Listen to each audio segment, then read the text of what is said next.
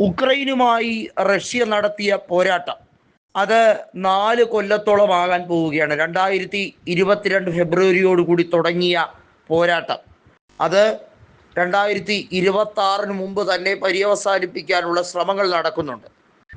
ഇതിനകത്ത് അമേരിക്ക മുന്നോട്ട് വെച്ച 28ഓളം സമാധാന കരാർ പദ്ധതികളുണ്ട്.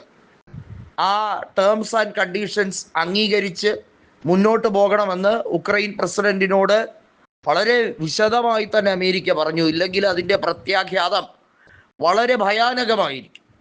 റഷ്യ ഇപ്പോൾ നിലവിൽ പിടിച്ചു വച്ചിരിക്കുന്ന ഉക്രൈനിലെ പ്രവിശ്യകൾ, ആ പ്രവിശ്യകൾ വിട്ടുകൊടുക്കാൻ ഉക്രൈൻ തയ്യാറാകാത്തതാണ് പ്രധാന പ്രശ്നമായി നിന്നത്.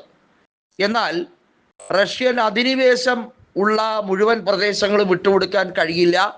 പിടിച്ചു വച്ചിരിക്കുന്ന 70% റഷ്യൻ സൈനികർ ഒക്കുപൈ ചെയ്തിരിക്കുന്ന ടെറിട്ടറികൾ അത് താൽക്കാലികമായി റഷ്യക്ക് വിട്ടുകൊടുക്കുന്നതോടുകൂടി ഈ പ്രശ്നത്തിന് താൽക്കാലിക അറുതി ഉണ്ടാകും എന്നാണ് അമേരിക്കയും വിശ്വസിക്കുന്നത്.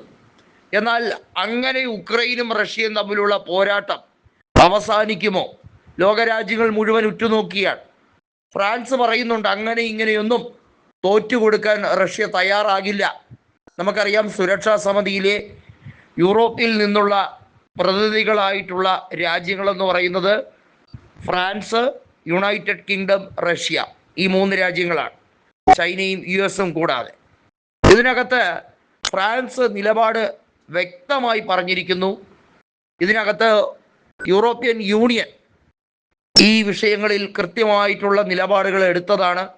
ഉക്രൈനോട് പോരാട്ടം തുടർന്നോളാൻ പറഞ്ഞു.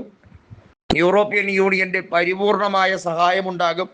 എന്നാൽ അമേരിക്കയാണ് വളരെ വിശദമായി പറഞ്ഞത്, അവർക്ക് കൊടുക്കുന്ന റിസോഴ്സുകൾ കട്ട് ചെയ്യും, അവർക്ക് കൊടുക്കുന്ന സൈനിക സഹായങ്ങൾ അത് ചുരുക്കും. ഉക്രൈൻ ഞങ്ങൾ പറയുന്നത് പോലെ അനുസരിച്ചില്ല എന്നുണ്ടെങ്കിൽ അത് വളരെ ദോഷകരമാണ് എന്നൊരു താക്കീത് കൂടി സെലൻസ്കിക്ക് നൽകുന്ന ഒരു സാഹചര്യം ഉണ്ടായിരുന്നു. സെലൻസ്കിയെ സംബന്ധിച്ചിടത്തോളം ഒരു രീതിയിലും തോറ്റുകൊടുക്കാൻ മനസ്സുണ്ടായിട്ടല്ല. സെലൻസ്കിക്കെതിരെ വധശ്രമം നടന്നു, തലനാരിഴയ്ക്ക് രക്ഷപ്പെട്ട സാഹചര്യവും ഉണ്ടായിരുന്നു.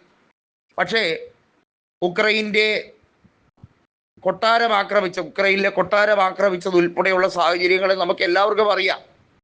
വ്ളാഡിമിർ സെലൻസ്കിക്ക് ഇനി മുന്നോട്ട് എന്താണ് ആശയം? പ്രധാനമായും റഷ്യയോട് കീഴ്പ്പെടുകയാണ് എന്ന സന്ദേശം.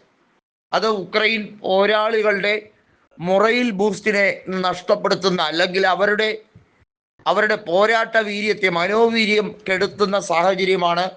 അതിന് നിന്നുകൊടുക്കാൻ ഒരു ചതിയൻ്റെ പരിവേഷം ചരിത്ര ലിപികളിൽ എഴുതപ്പെടാൻ താല്പര്യമില്ല എന്ന് പറഞ്ഞ് നിന്ന് വലിയ വീരചരിതം ഒക്കെ മുഴക്കിയ സെലൻസ്കി ഇപ്പോൾ വെറും പൂച്ചയെപ്പോലെ പതുങ്ങി പാത്ത് ട്രംപ് പറയുന്നത് കേട്ട് അനുസരണാശീലമുള്ളൊരു കുട്ടിയെപ്പോലെ ഇരിക്കുന്നത് കാണുമ്പോൾ ഏത് രാജ്യത്തിനാണ് ചിരി വരാത്തത്?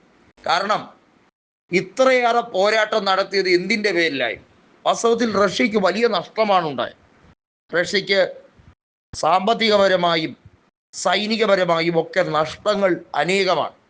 എന്നിട്ടും അവർക്ക് അവരുടെ മിലിറ്ററി ഒക്കുപ്പേഷൻ വളരെ വ്യക്തമായി തന്നെ ആ ഒരു ഒക്കുപ്പേഷൻ നടപടികൾ എല്ലാം പൂർത്തീകരിക്കാൻ കഴിഞ്ഞു എന്നുള്ളതാണ്.